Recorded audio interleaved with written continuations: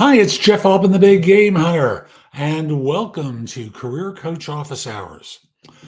Tuesdays at noon Eastern, I spend about a half hour fielding questions from people about job search.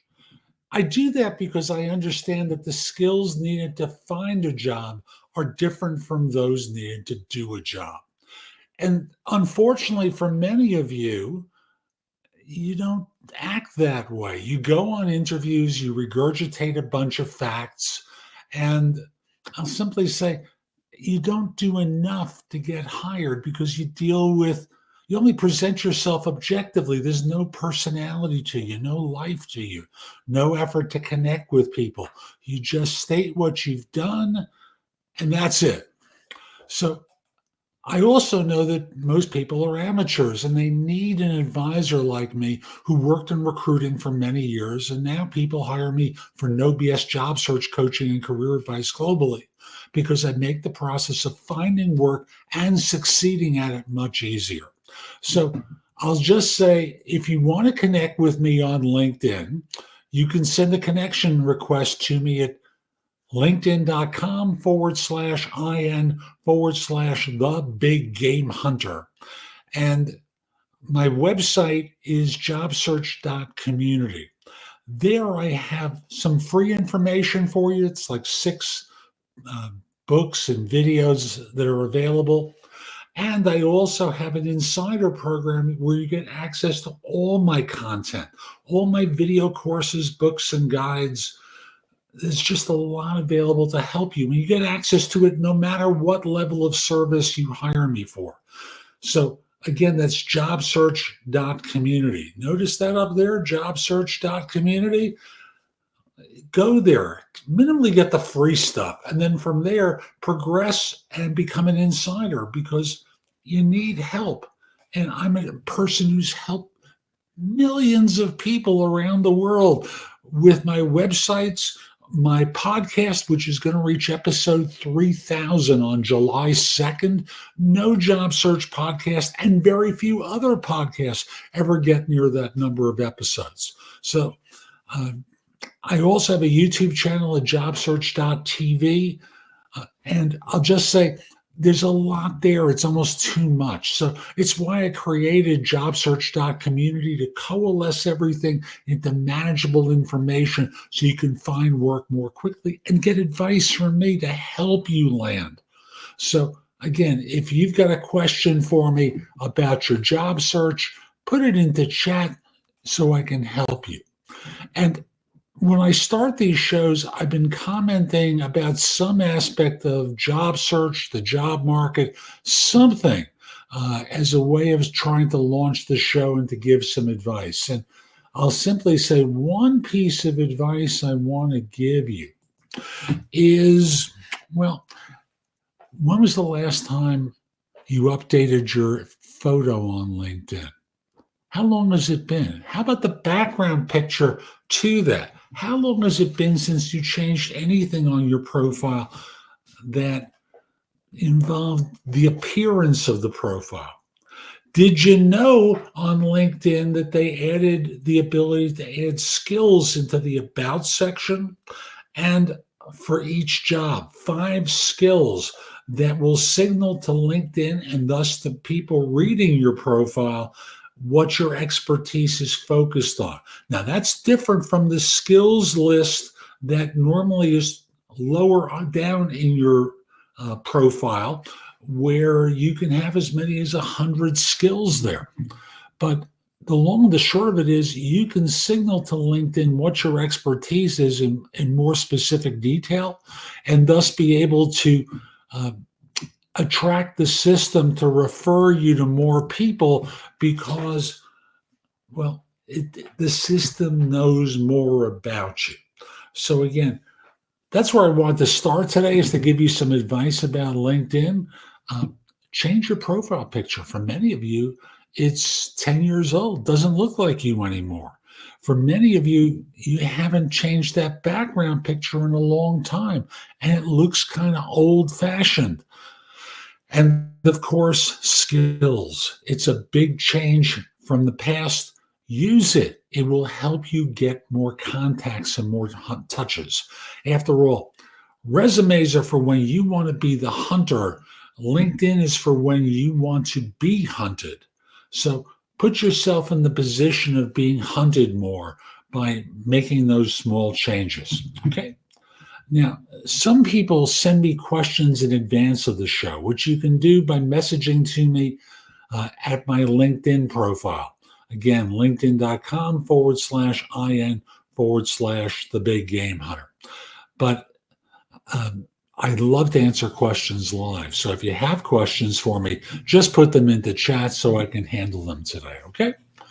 So the first one is, who would you hire? Candidate A, who has years of experience in job-specific field but has a poor attitude and bad work ethic, or candidate B, who has no experience in a job-specific field but is willing to learn, has a great attitude and a caring work ethic? The answer is neither. They don't fit what I need, because from the standpoint of a hiring manager, they want to get someone with a great attitude, great work ethic, who knows the skills needed to perform on a job, because they're going to be evaluated based upon your performance. If you fail, they will fail. So you're giving a false dichotomy here that isn't going to help you or them at all, because when you think of it from their perspective, neither of them is satisfying. Hiring someone with a bad attitude? Why would you want to do that? Especially in a market like this, where if you're college educated and have good skills, you're finding it hard to find work.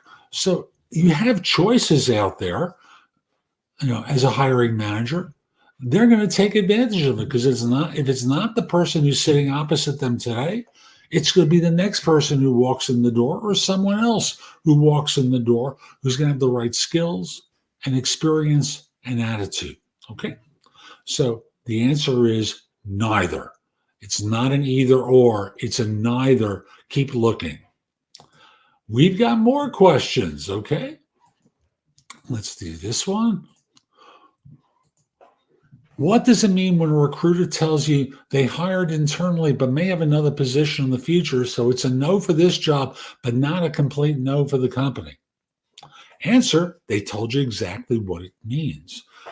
They're transferring someone from within the company to fill this job, but they're expecting another position to open up. So they're turning you down for this job, but they may have something coming up. Now, I want to be clear. May have something coming up. They're not committing to anything at this point, and they may interview another 20 people when that job opens up. So you have to keep looking, because they're not guaranteeing anything here. They're just telling you that they're rejecting you for an internal candidate, and they're going to keep looking. They may have something, coming up at some point, at which point they get back in touch with you. And they may not, because they may forget. So keep looking. You have nothing guaranteed here, okay? And the next question is, why would an interviewer prefer a phone interview over an in-person interview for a job? What are some possible reasons for this? This is easy. As a recruiter, as I was for many years before becoming a job search and career coach, I want to save people time, and my clients want to save people time. So I'll start off with, it's a time saver to do it by phone. You don't have to drag your butt to their offices, wait in the reception area for a few minutes before they sit down and talk with you, and then discover within 5 minutes you don't fit what they need. So you wasted your time coming in there, and they knew in 5 minutes. And had this been done by phone, it's a more respectful process. Now, usually that first interviewer is a screener. They work in HR doing recruiting. They screen people out. Even if it's a hiring manager, normally the first call is a quick screen in order to determine what your qualifications are, because first level screens from a hiring manager often reject people they don't hire people. They want to date. They want to court you. They want to be courted by you so that they want to hire you. They don't hire based on one interview any more than if you were deciding whether or not to enter into a relationship with someone. You don't do it after one date, right? They are the same way. So the reason they do it by phone is they can do it quickly. They can do it fast. They can make a decision to continue conversations on another occasion with you, that you made it to the next round, or reject you quickly without investing a lot of time and effort and such into the evaluation process, okay? So I'll just remind you, if you've got a question for me about your job search, put it in the chat so I can answer it live. Also, I'll mention jobsearch.community, where I've got video courses, books, and guides to help you. Plus, you can connect with me on LinkedIn at linkedin.com/IN/thebiggamehunter. Mention that you saw the show. I like knowing that I helped some folks. Once we're connected, my network is going to help your network become a lot bigger. After all, I've got 30,000 or so first-level connections, and you probably don't. If you do, great. You've got a great head start on this. But my network normally helps a lot of people get a lot more connections that they can contact to help them find work. So the next question is, what benefits do I get from growing my LinkedIn profile? Boy, are you dumb? Seriously, are you dumb? And I hate being this blunt, but it's a dumb question. So, Frederick, I'll be with you in just 1 second.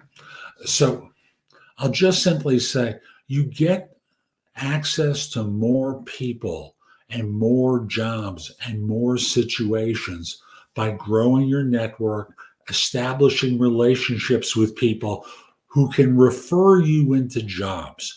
There's also a ton of great information on the site. There are more jobs listed on the site. There's just a lot there. So it's not about growing your profile.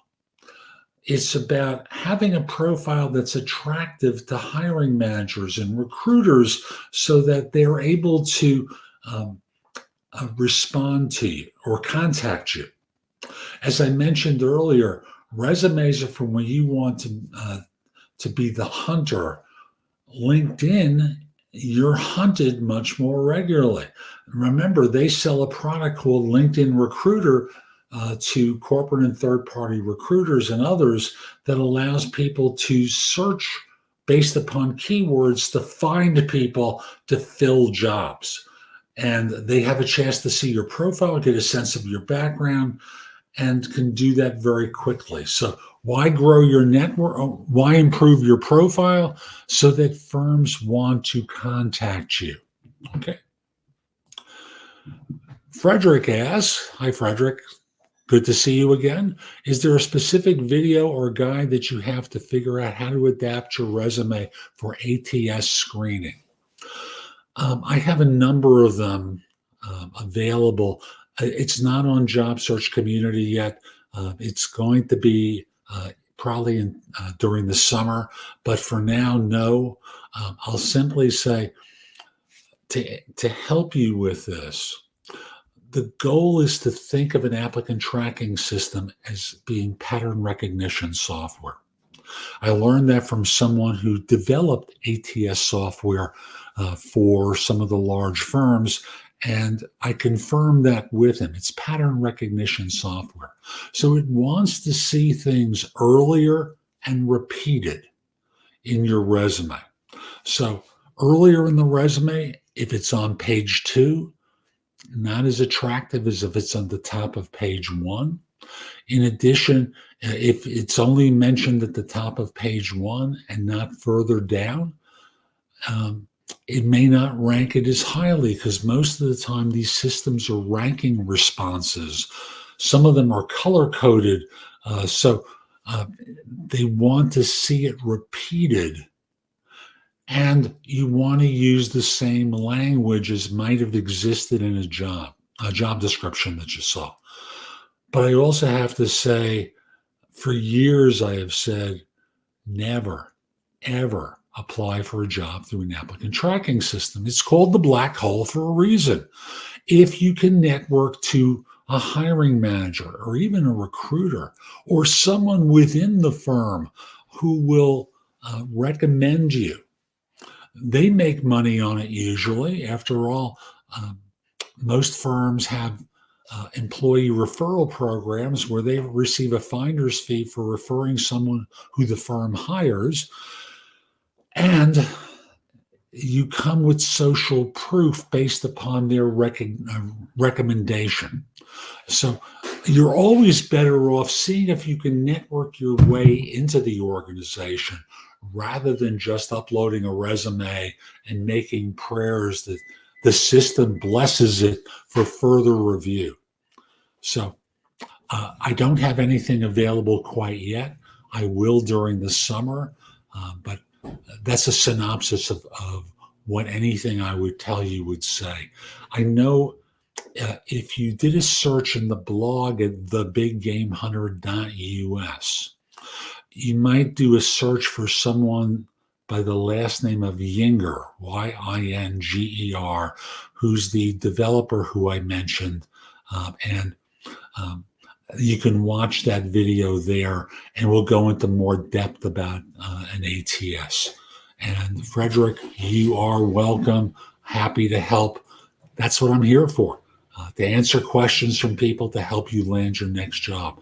And go over to jobsearch.community and become an insider so you don't have to wait once a week to connect with me and get answers to questions. At a minimum, for $49 a month, you can ask me questions to your heart's content, and I respond usually within 24 hours. And I obviously have more pricey stuff there as well. And no matter what tier, you get access to everything. So I'm not going to review a pitch, but I will tell you on at jobsearch.community, I have a video about elevator pitches and a framework for them that I think is very effective. So sorry, I don't want to do that here, but I can point you there. Great video with a framework for elevator pitches that, as I've said many times, I used to hate elevator pitches because they made me want to take a shower afterwards, whether I was saying them or hearing them. This pitch doesn't do that. It's an honest statement of you and your capabilities that isn't hokey. So again, jobsearch.community. Watch the video on elevator pitches. It's free. No cost for that. Then you can put yours together against that. I'm sure it'll be terrific. Okay? And I know I've got more questions from folks. Hold on one second. For some reason, my mouse has been a little wild lately.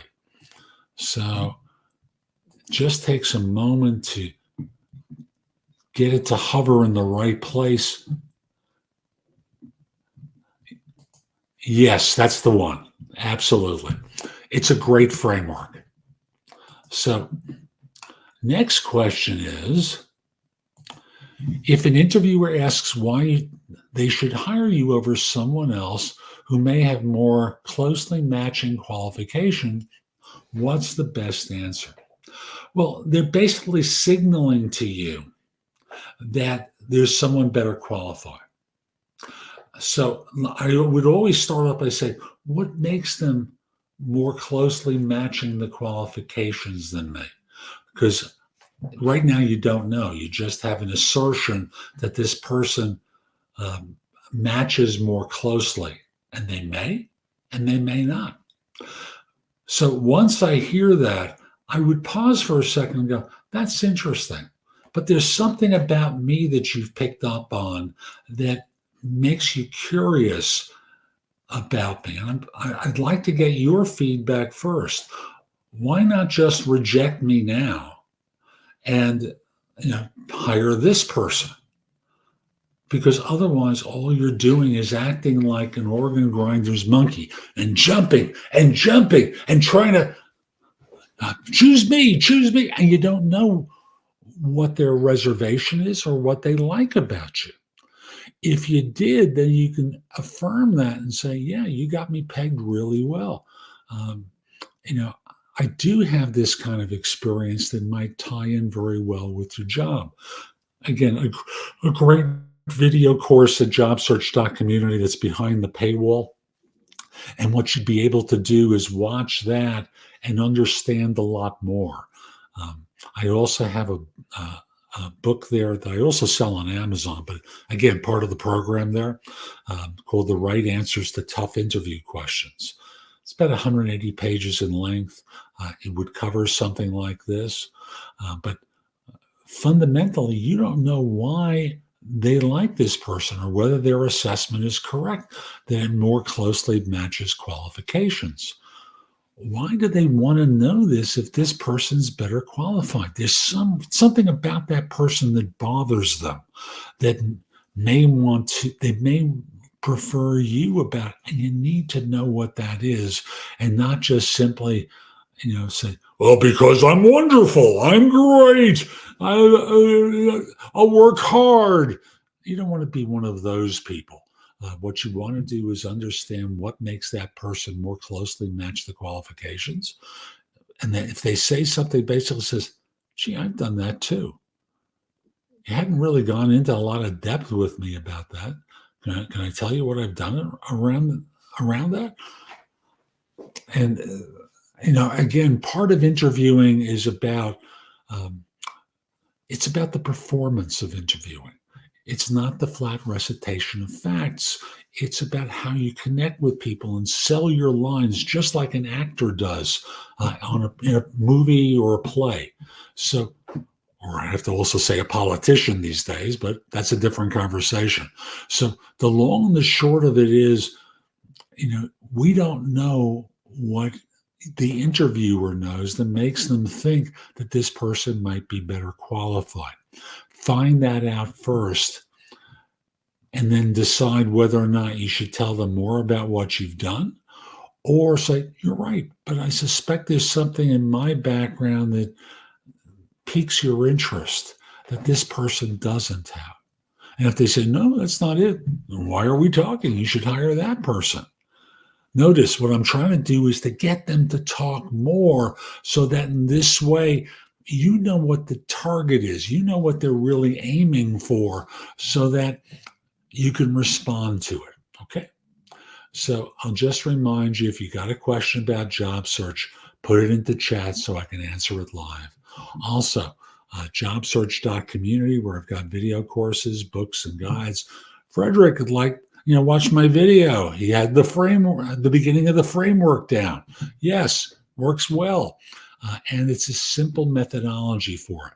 Also connect with me on LinkedIn at linkedin.com/IN/thebiggamehunter.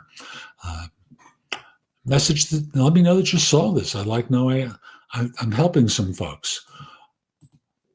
So I've got a few more questions, and I go about 30 minutes. We've got a little bit more time. And here's the next question. What are the biggest challenges job seekers are facing in the recent job market or in the current job market? The answer is not enough jobs for people. You're welcome, Frederick. Not enough jobs for college-educated professionals. So if you're in the U.S., once a month you see a jobs report, and you think there are jobs out there, and there really aren't for LinkedIn users. Most of the jobs lost in this country have been lost with what I nickname LinkedIn user staff reductions, or the Hitchhiker's Guide to the Galaxy middle ship staff reductions. And if you don't know the reference to Hitchhiker's Guide to the Galaxy, Douglas Adams wrote a 4-book trilogy. I originally learned about it by watching the BBC series of the same name, The Hitchhiker's Guide to the Galaxy. There was a movie done of it that was nowhere near as good. I'm sure you could find the BBC series somewhere online. It would look corny now in terms of the costuming because it's old, but there's a part in there where there's a rocket that lands on Earth, and we've got the hitchhikers there who greet them. And the captain of the ship is in a bathtub, as taking a bath as they arrive. So here's the premise. There were 3 ships that were going to leave this planet. There were the people who were the leaders. There were the people who were the doers. And then this ship were the middlemen. The middlemen were like the meeting planners, the telephone sanitizers, the consultants. I don't remember the consultants, but I remember those first 2. And they arrived and they said the other 2 should be here any minute now. They should be coming. But they aren't. They were getting rid of the middlemen. And that's what a lot of firms have done. They've gotten rid of people who are in the middle, who don't lead and don't generate revenue. They're not the doers. They're not the leaders. They're the ones in the middle.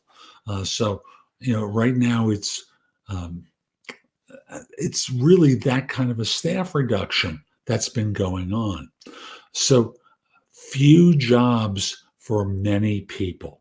And when you read the actual U.S. jobs report every month, as I do, you see that jobs are being created for people who would work for the governments of some form or another.